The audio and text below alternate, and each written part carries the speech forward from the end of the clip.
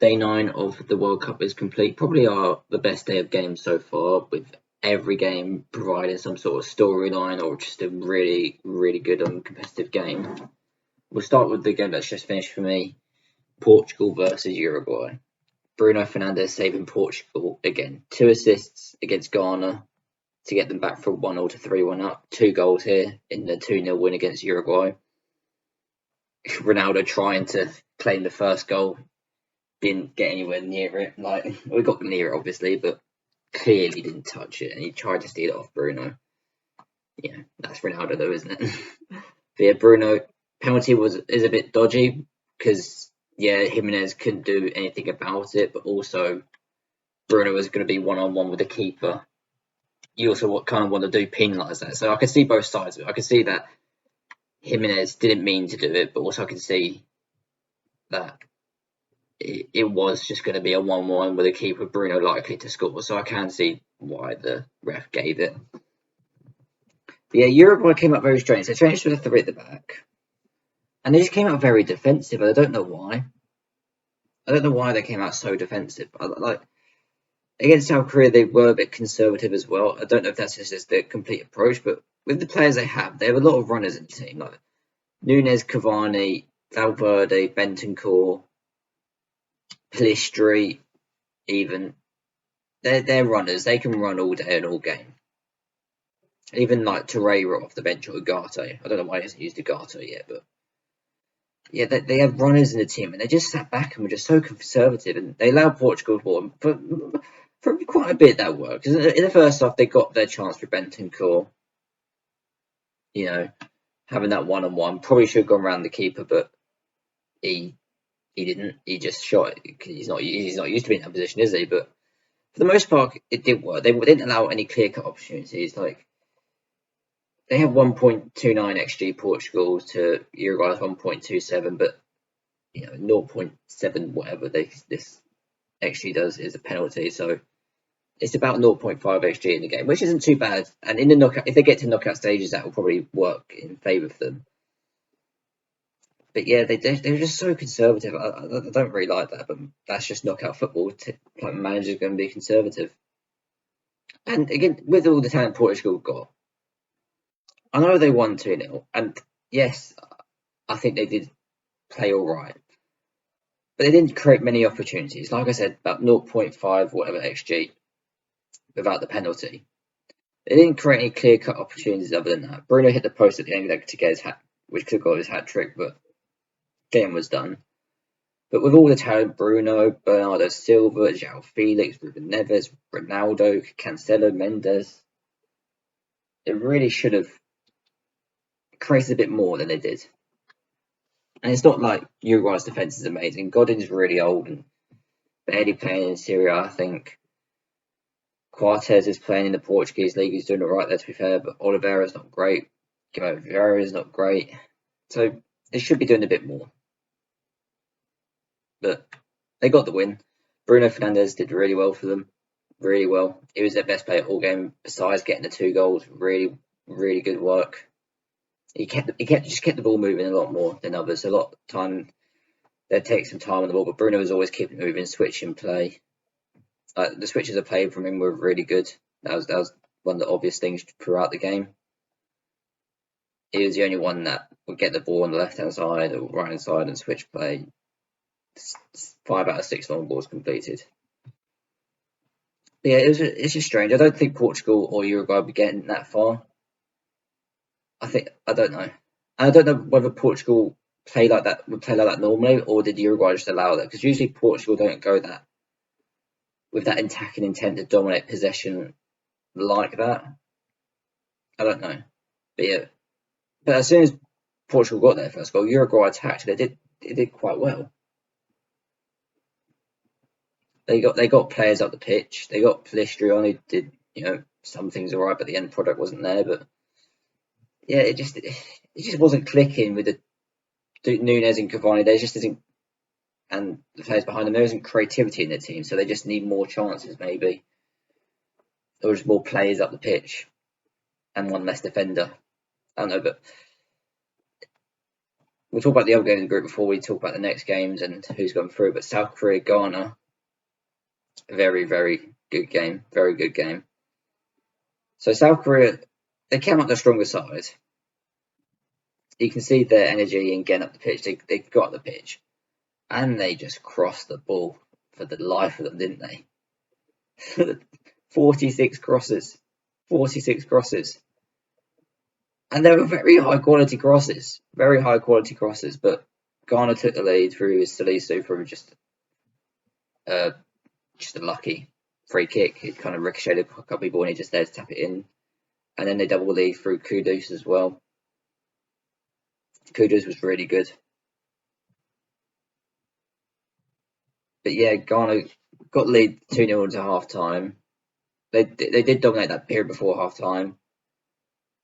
Second half came out a bit flat. Neither team really got on the ball that well. Neither team could get up the pitch. But then South Korea, Ghana sat back a bit, and then South Korea just bombarded crosses in again. And 2 goals in 3 minutes. They both by Gyu Sung Cho. Good finishes as well. Really good finishes. Really, really good finishes. The header especially, though, was really good. Very impressive to climb over Salisu like that. But yeah, but then that happened. But then that lasted 7 minutes, and Kudus came in after Inaki Williams mistimed his shot, and Kudus came in the back post and slotted it in. And they've gone a very big win. A big win. A point would have been just a bit bad going into their final game with Uruguay, but a win is very big for them because that leaves them second in the group. But yeah, South Korea, I don't understand. They did cross it a lot, which did work. So they got them the 2 goals, their crosses, really. But it also just meant Kim Min Sung's not really involved. It was mainly their fullbacks and crossing it. And that's just not Son's game. He was just there like asking for the ball for a cutback, and it was never really going to him. And yeah, he like the left back will be on the left hand side with the centre mid, and Son will be there. He'll be one to play like a 1-2 or get the ball on and be on the half turn, but he would never really get it. And when he got it, there's just bodies surrounding him. So it's a bit weird that they're not utilising Son like that, but also good because it might open up space for everyone else.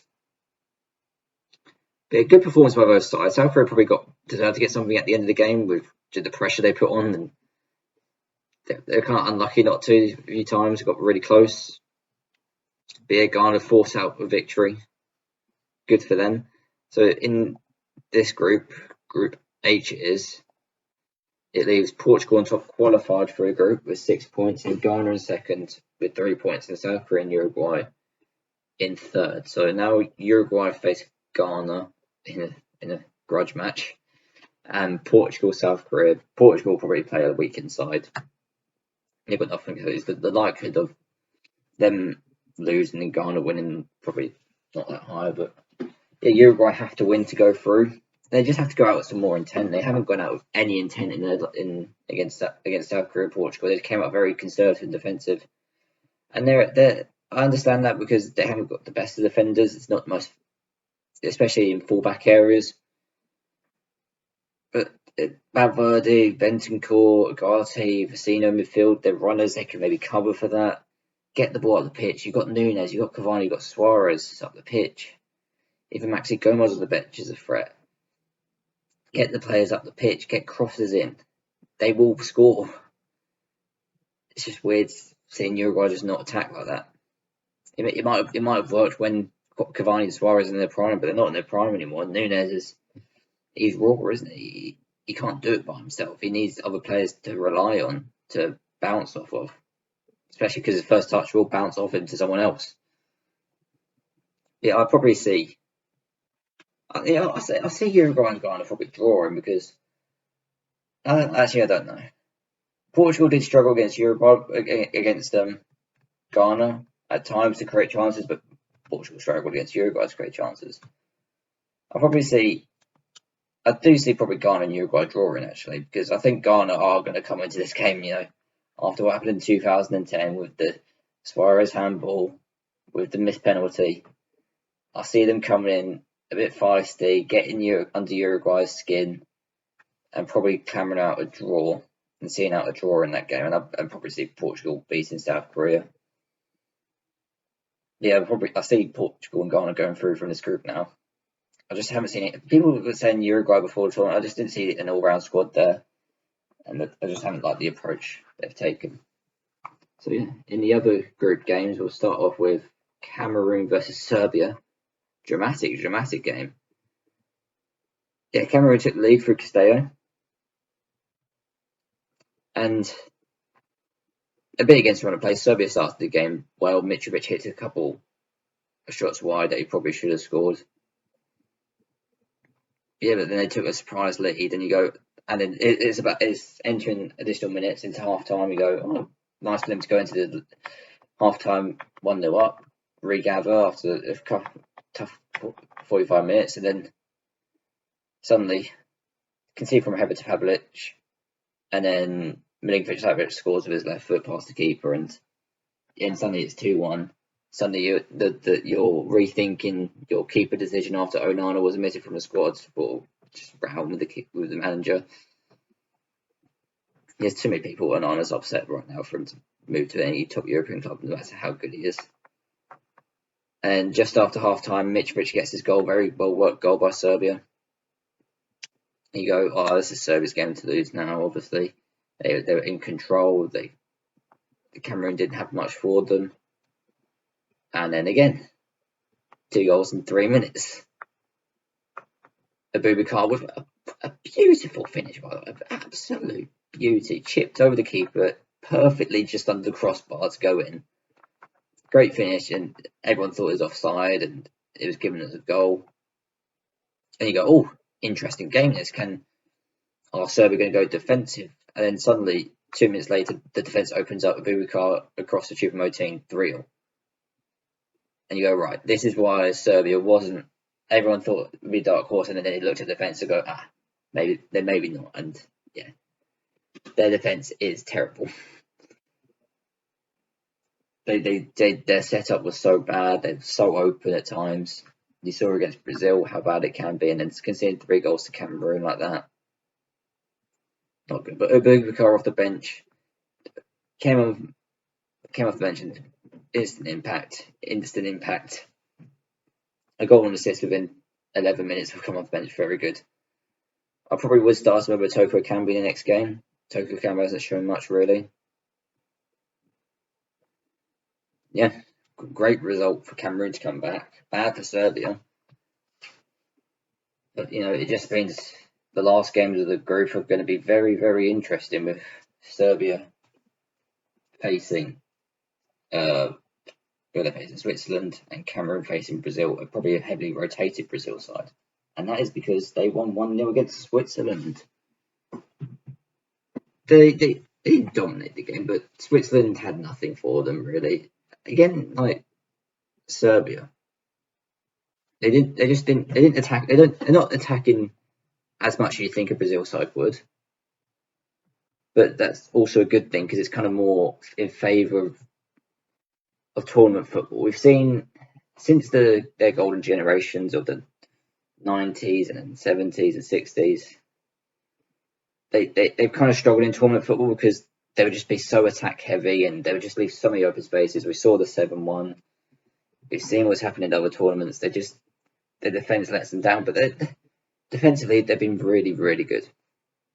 Really good. And I think that's due to them just having defensive fullbacks. In 2 games combined against Serbia and Switzerland, 2 are no easy teams. Really, the 2 teams that could cause upsets are conceded 0.48 XG combined, which is very impressive. Very impressive. They didn't create many chances today, but that Neymar being out, that's probably why. Casemiro coming in to save the day at the end, great finish. But having Alexandro, who is attacking, he can get forwards, but he's not flying down the wing kind of attacking fullback. He's more gets the edge of box, help out a bit kind of fullback. Militao on the right hand side, not that kind of guy to go forwards. He's more obviously a centre back for Real Madrid. Then midfielder Casemiro and Fred, not the most creative, but they got their creative players on there later again. Bruno was very good. Very good. But yeah, Switzerland, they had chances on the counter at times, but they didn't have any quality, did they? Bruno and Bolo, it'll get there and it just won't work out. Brazil's defenders are very good individually, and as a team, they're working well together. This is why Brazil are one of the best teams in the tournament, because they just have so much depth and quality off the bench, and their starters, like the back five basically of Militao, Marquinhos, Thiago Silva, Alexandro, Casemiro, and you could include Alisson as well. That's probably the best in the tournament. There's so much quality there and great defensively. All of them individually work well defensively, and as a team they work very well defensively. And yeah, Switzerland, they were just overwhelmed by the talent of Brazil. They couldn't get out. Brazil's were just really good. They didn't press extremely high, but they just couldn't get through anything. They couldn't create anything of note. So yeah, in the group now, Brazil were through with 6 points, and like the other group, Switzerland on 3, Cameroon on 1, Serbia on 1.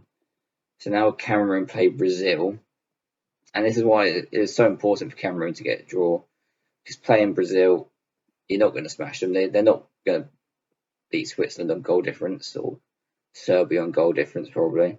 Well, they're in front of Serbia on goal difference now, but yeah, they got to hope for Cameroon to go through. They got to hope Serbia beat Switzerland by less goals they beat Brazil, but they have to beat Brazil. And Serbia also just have to beat Switzerland to go through, and hope Cameroon don't beat Brazil. But yeah, and Switzerland to go through, they just have to either draw or win. They can lose and still go through. They can lose 1-0 or by 1 goal, I think. Actually, no, maybe not. I don't think so. Actually, I don't think they can lose, because I don't know what goes on after that. Oh, it goes off goal difference, goal scores, head to head. So yeah, they can't lose. If they lose, they're out, because they've only scored 1 goal and Serbia scored 3. I don't know why it goes off goal scored then head to head. I prefer to just go head to head, but it's probably the same result anyway. But yeah, Cameroon have to win and Serbia have to win, and Switzerland have to win to go through. So that's going to be an interesting game between Switzerland and Serbia, especially if it's drawing late on, and Serbia will be mounting pressure on. But yeah, games tomorrow, last games of the group stages tomorrow. We've got Ecuador, Senegal, and Netherlands versus Qatar. State in that group, Qatar are out, and then Netherlands will probably beat Qatar, let's face it. But Qatar haven't given up many chances in the 2 games, like I said before in other videos. Check them out. But yeah, Ecuador Senegal is going to be an amazing game. Ecuador can draw or win, and they'll go through. They just can't lose. Senegal have to win to go through, unless Netherlands get smashed by Qatar, which is unlikely. That's if they draw. Yeah, I'll probably say Ecuador versus Senegal is going to be a good game, because they both look good. Both played well against Netherlands. Both played well against Qatar. Obviously, Senegal conceded the goals against Netherlands, but they look good. Ecuador maybe missing Ender Valencia. That could be a big miss for them. Yeah, I predict probably Netherlands and Senegal to go through. Actually, no, I'll predict Ecuador. I'll predict Ecuador, because I just like that midfield of Moises, Caicedo, Mendes, and that midfield. But then the next games, Iran versus USA and England versus Wales. Interesting games. No one's through yet. Everyone can still technically go through. Kind of. Wales can go through. That's if they beat England and that USA and Iran draw. So the likelihood of that happens probably not that big. But they just have to hope for that. Iran, they're in second place behind England on 4 points over 3, USA on 2. So USA have to win against Iran. Very difficult game, because as we saw against Wales, Iran are just very good, and maybe Carlos Queiroz, it took that first game battering for them to focus up, but yeah, he got them playing very well against Wales, getting them into spaces on the counter attack. Carlos Queiroz is going to sit deep defensively. He's not going to go at them, and that's maybe hit them with quality on attack through Taremi. But USA looked good against England, but that was mainly off the ball. On the ball, they didn't look that good. And it was kind of the same for the Wales game. On the ball, not great. But they did tire out against Wales, playing that high pressing style. If they do the same against Iran, are they going to tire out? Are they going to have the same focus as against England? It's going to be very interesting. And in England, they'll probably beat Wales. Wales haven't looked good at all this tournament. They haven't looked like they can cause an upset. But, you know, big game, everything's on the line. They just have to do something or try something at least. But I think England will probably win that one. I think Iran will probably, and USA will probably draw. So if Iran and USA draw, Wales can still get through. But yeah. So I think England will get through, Iran will get through, Netherlands will get through, and Ecuador will get through. So yeah, they're my predictions as well. We'll see if they're going through. But yeah, thank you for watching. If you got to this point in the video, like and subscribe, and I'll see you in the video tomorrow where we'll be talking about them results. Bye.